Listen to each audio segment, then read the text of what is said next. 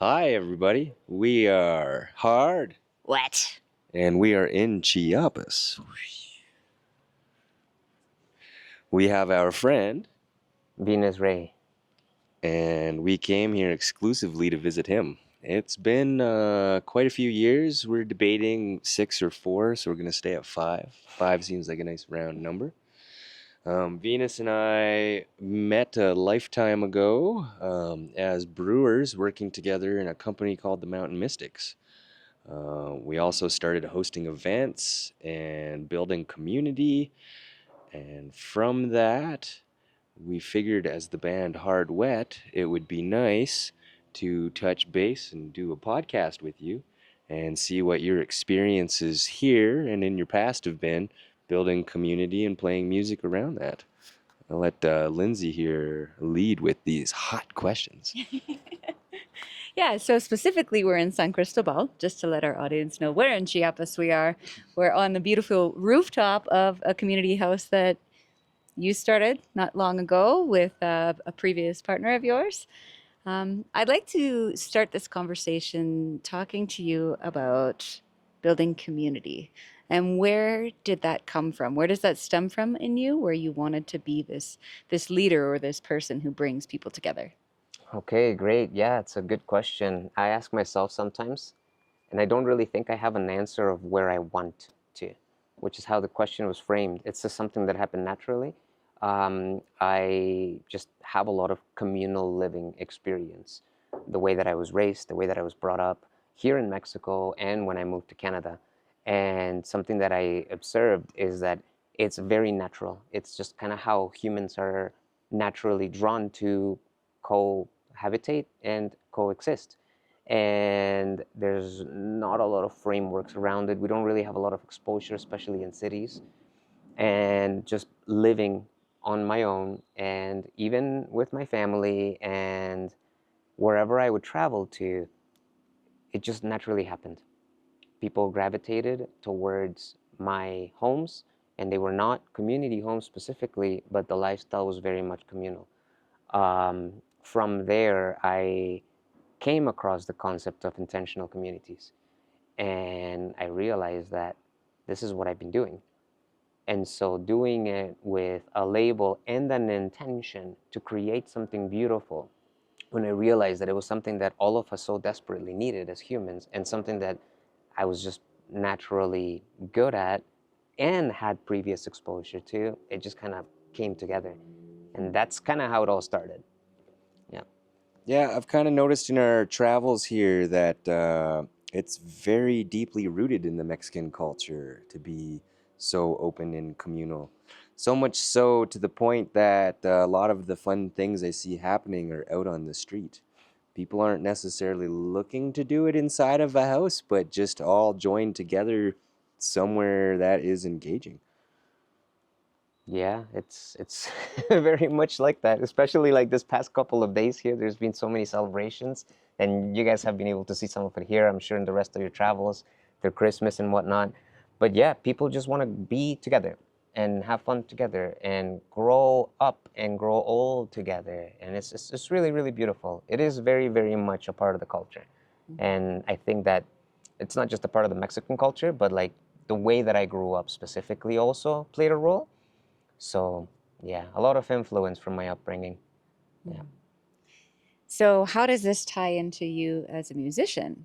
From what I know, you are a musician. We had the opportunity to go to Mescal yesterday, where he led some ceremonial songs through the Mescal.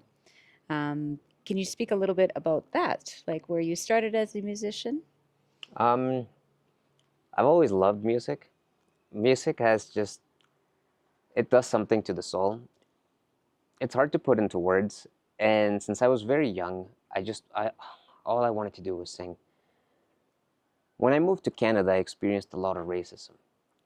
And that kind of put a weird stop into that because I would just express, I would just sing. And nobody else would sing in my schools. And for me, it was really weird, but it it created this almost disconnect from my desire to sing and my desire to show up in music. And I found that the only place that I could do that was literally in music class. and I began to play different instruments, and I just wanted to connect in any way that I could to music. I was in several different bands in high school, and yeah, I feel like a lot of the music that's out in popular culture is really beautiful. It's an outlet, you know, and it's a way for us to express a lot of our emotions, a lot of our thoughts, a lot of whatever it is that we've even built up in our body, and to just release it, to let it out. And that's very healing. One of the things that I've always just put so much time and energy and focus, attention, intention into is health. I feel like health is one of the most valuable assets that we can have. And music can be very healing. And that's what it was for me. All kinds of music, all kinds of music. But then going into ceremonial spaces, going into yoga, and you know, practicing mantra and practicing these sadhanas and places like the Temazcal, I was able to step into a different realm of music and how it can continue to be this healing, this medicine, but with that intention. And that just kind of changed my life. It was a complete game changer for me. So I've just participated in countless ceremonies. It's in my family. I started this journey about 15 years ago with my aunt, and I've just been diving deeper into medicine music with that kind of title, right? Whether it's in Spanish, in English, in Nahuatl, Lakota, different indigenous traditions, just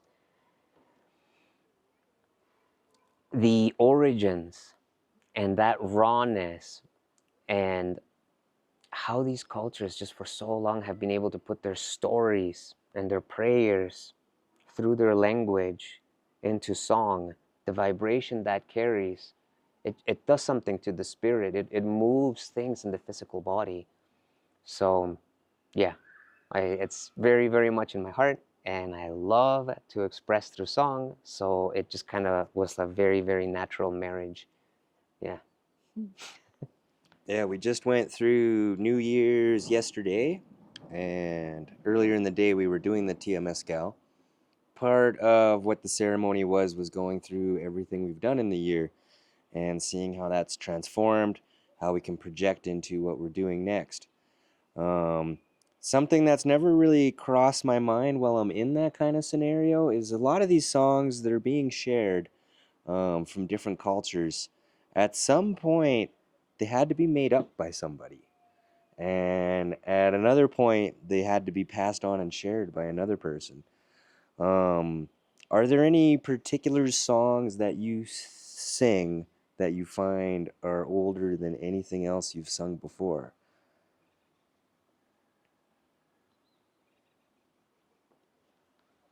That's an interesting question.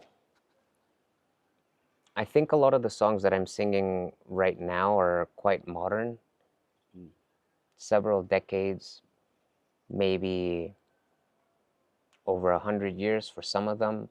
But when I think of quite old, I imagine something beyond that. I think it's kind of like the telephone game, you know?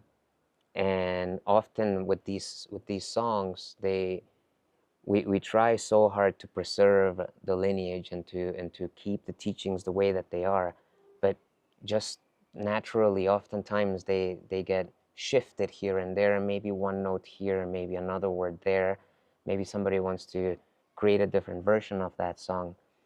And I feel that that's really beautiful and important in the creative process, but keeping those songs intact through so many mouths that share them, for me to be able to say that there is like specific ones that I sing that carry that ancient vibration, I'm not quite sure. Whether it's in talking about mantra, whether it's like talking about indigenous songs, I would say probably not more than a couple decades to 100 years. Mm. Mm-hmm. Yeah, and that's something that I found fascinating about yesterday was, sitting in Sweat Lodge in Canada and then coming down here, so many thousands of miles away, the same songs. And then, outside of that, in our New Year's celebration by the fire yesterday, more like the folk songs, the English songs, but the same songs that we're singing up in Canada, right? With community. So I just thought, this is happening everywhere, all over the world, right? These songs are traveling. And I really love that ethereal nature about music and how it can cross all these borders and boundaries. So, one thing that I'm thinking about is your experience with singing Indigenous songs and singing songs in maybe languages that aren't yours. And how do you feel about people sharing those songs that maybe don't come from their own lineages, in referring to thinking about our place, where we come from, and cultural appropriation, and this sort of topic? What's your viewpoint on that? I know that's a pretty broad question, so don't feel like you have to address everything I said there, but just a general sense of things. Yeah, no, it's an excellent question because politically it plays a role. There are a lot of people who are benefiting in the music industry from something that is very, very sacred, and it's meant for a specific type of ceremonial space. It has a specific intention.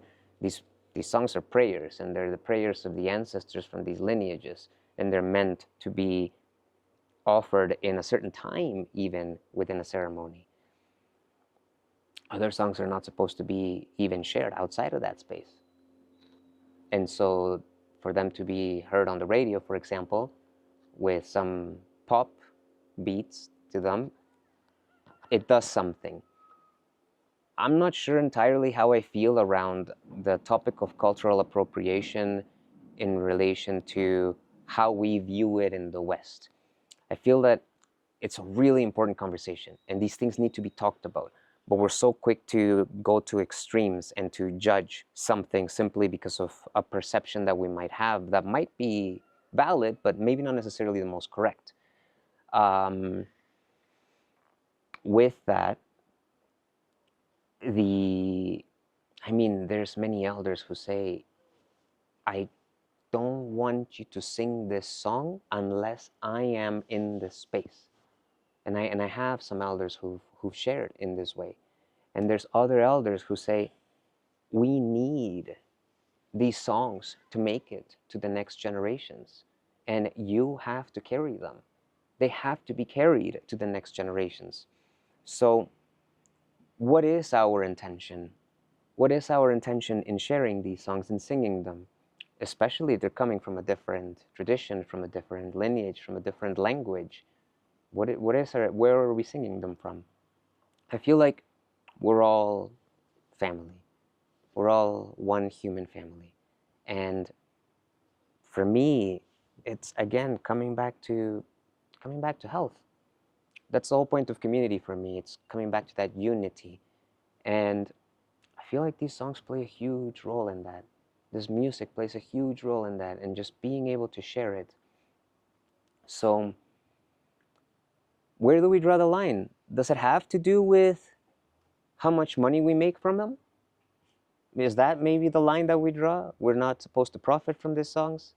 Does it have to do with who is in the space when they're being shared? Maybe if the space is more of a party scene, maybe I don't share it there. I really don't know. I don't have the answer. I just know that I'm being gifted an opportunity to learn these sacred prayers from these ancestors and to offer them. And that has just done so much to my heart. And to be able to share that with other people, it's a blessing. It's really, really, really, really beautiful. I feel very inadequate a lot of the time.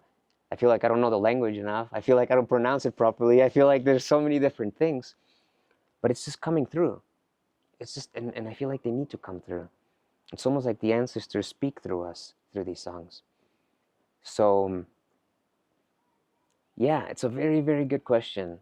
And I think that we need to talk to a lot more people about this so that we can have a better idea of where we stand and what the right lens through which we can view this is. precisely because we also don't want to disrespect any traditions. We don't want to walk all over these traditions, you know. This is a very, very, very, very ancient lineages. They're very, very sacred, and they've been treated very, very poorly in all places, from Mexico to America, Canada, all across the board. So yeah, it's a really, really, really good topic. I'm not sure if I touched on all of No, it, but that's excellent. Yeah, that's excellent. Mhm. Well, I've heard a lot of talk of the past, our ancestors, a little bit on the preservation of that. Something I'd like to pose to you. At some point, these ancestors had to originally form these things in order for them to happen. Coming back into the present right now, is there any music that you're working on or something you would consider that generations from now people will be like, oh, this is something my ancestor taught me? That maybe you could give us a little hint into. Yeah, that's a great question, and it's a really good point because um, they all had to come from somewhere. And a lot of these songs, they're very, very modern too, right? It's like that same point that I was sharing. A lot of them are very, very, very new, which is also why it's very. I don't feel like I can have access to really ancient songs. Um, Currently, I'm not working on any music. Just in short, for um, yeah, that question. But it's definitely something that's been brewing, and it's definitely something that wants to come out. And I've been navigating how to bring this essence into these songs, whether it's entirely new, you know, something completely different than just my own, or whether it's based on that, or it has elements of it in a way that is respectful, in a way that's honoring of these traditions. So that's kind of where I've been. I haven't really been able to bring it anywhere just yet, but yeah. Well, yeah, in the short amount of time we've been here, which I think is like 5 days, we've already seen you go to some TMS gals, and if other ones weren't canceled, you would have went to those ones too. So I would say you've definitely been holding the fort as much as wisdom keepers coming to share knowledge. Do you find yourself running into many people like you who come and meet you and see a different way of living and want to know how to do that themselves? Yeah, definitely. There's a lot of people who come who have various different perspectives and views on life and the way that I lead my life, whether it's because of health related reasons, whether it's because of community reasons, because of ceremonies, because of different spiritual practices. There's an interest in that. There's a need for that. And as we meet, they become very invested in trying to figure out, well, what changes can I implement in my life? You know, maybe it's my diet, maybe it's getting up at a certain time, starting a routine of some form, you know, having discipline, having structure, having projects, having community that we can create these projects with.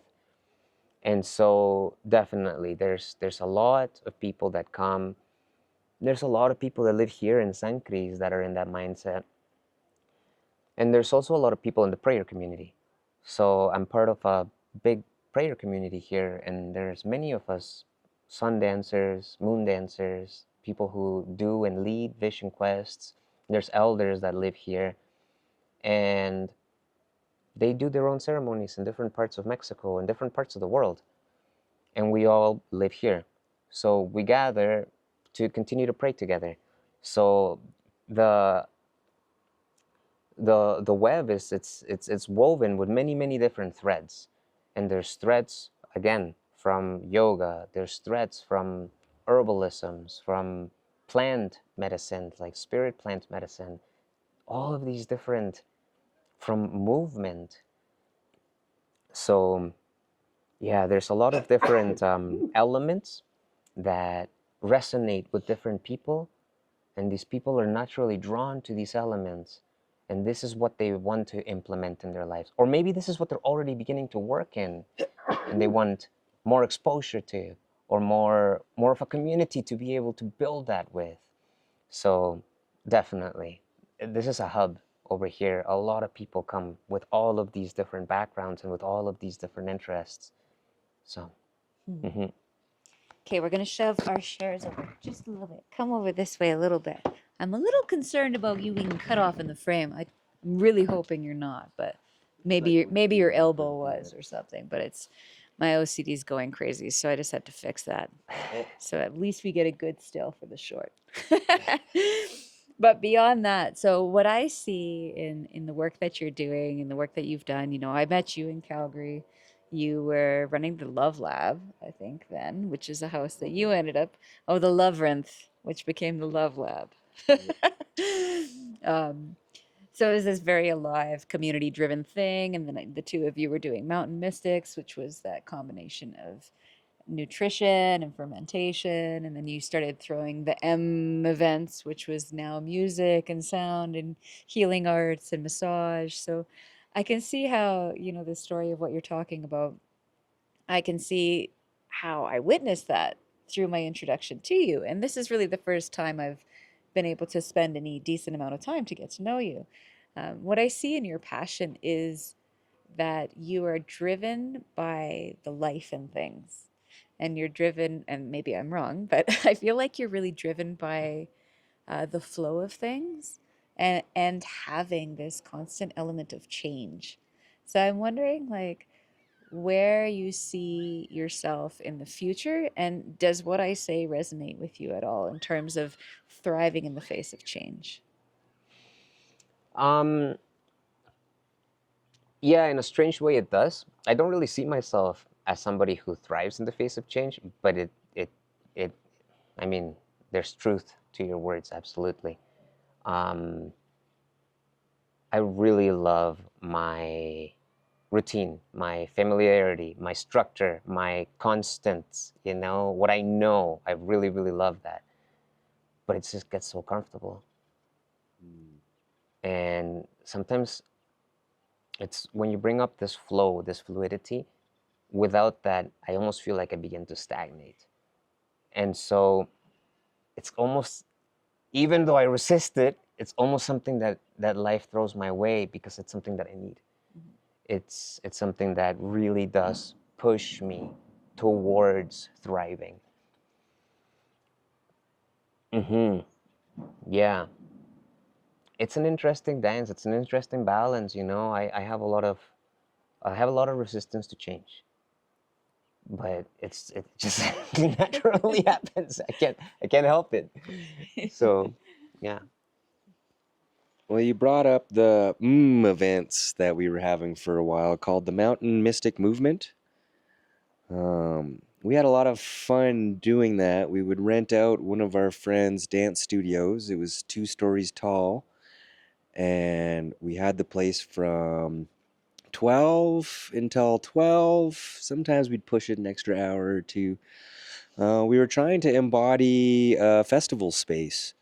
And through the day, there was a market going on. We had different bodywork stuff. It kind of progressively built community until the end of the day. It was just a great dance off and a meal. And we even had a theatrical play that if you showed up in the morning, you would be a part of it by the evening.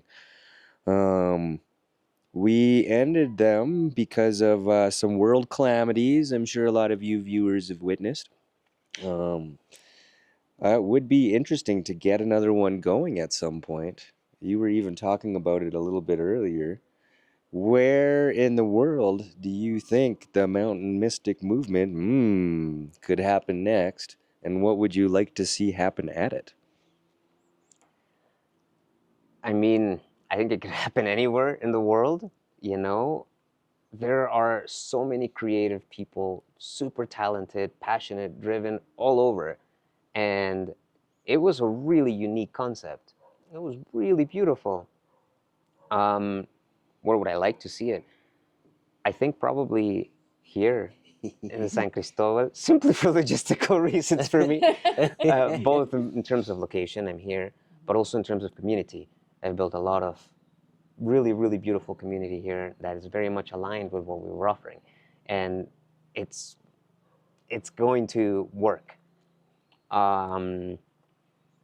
Another option that occurs to me, I was at a community recently, Protopia in Costa Rica. I think that could also be a tremendous space. It might require a little bit more logistical preparation because neither you nor me are there, but that could be another really, really cool space. Yeah, I would say maybe those two right now are the ones that call to me the most. I would love to see a lot of the same things we were doing. So from yoga and morning practices to sound healing I think the majority of it had a lot to do with music. So there's that element again coming in, right? Yeah, to the dancing at night. We did cacao in a couple of them towards the end, and I've been working a lot with cacao here because it's just like I just have so much access to it. So yeah, involving a really, really particular ritual with cacao in a ceremonial setting, maybe to create the space, and probably a lot of these songs, a lot of these sacred indigenous songs that we offer during these ceremonies. Definitely have a market. I think a market would be really, really cool. Art. I think it'd be really nice to do acro yoga, to do like massage workshops. Maybe have something to do with herbalism, with alchemy, and maybe more than one day, maybe like a weekend or something. Yeah. Yeah, and I could see you holding it at many places. Here, there's so many beautiful cafes, and they've got a whole garden in the backyard, right? It's just like going to somebody's house, and you could spend the whole day there. So I could see how you could have something like this and also have it traveling to people's different locations as well. So you've definitely grown a lot of community here. We can see that just in our very short time here. This place is amazing in terms of, sourcing out these types of people of what we're talking about, getting into ceremony and getting into healing arts and into prayer and connecting with nutrition, all of it. You've got a fantastic spot here that you're at. I'd like to finish off with you letting us know if there's any final thoughts you wanted to touch on to wrap up, and also how people can find you and what you do. Any final thoughts? I guess one thing we didn't really get to touch on is related to the bigger scale community project that we're hosting. We're working on, it's about 3.5 hours away from here. It's a really big project and a whole other topic, but yeah, maybe just to introduce it into the space that way. And yeah, I miss a lot of the beautiful people back in Canada. There's just so many incredible people over there too, and I'm so happy that you guys are here. This is just so nourishing to my heart to reconnect. So would be really cool to get some of these incredible people to come to this event, or just to come. And yeah, I guess maybe I'll drop my number. Maybe it can be written, and then people can reach me that way. Also through Instagram, my Instagram, Ray_Venus. Yeah, I think that's all I got. Awesome. Well, it's been a pleasure. You're a very eloquent speaker. Thank you so much for coming and doing an interview with us on the fly and for your openness to that. And stay tuned for our next interview in Guatemala. On the bus tomorrow, 5 a.m. Bring out your weird. Bring out your weird. Bring out Bring out your weird. weird.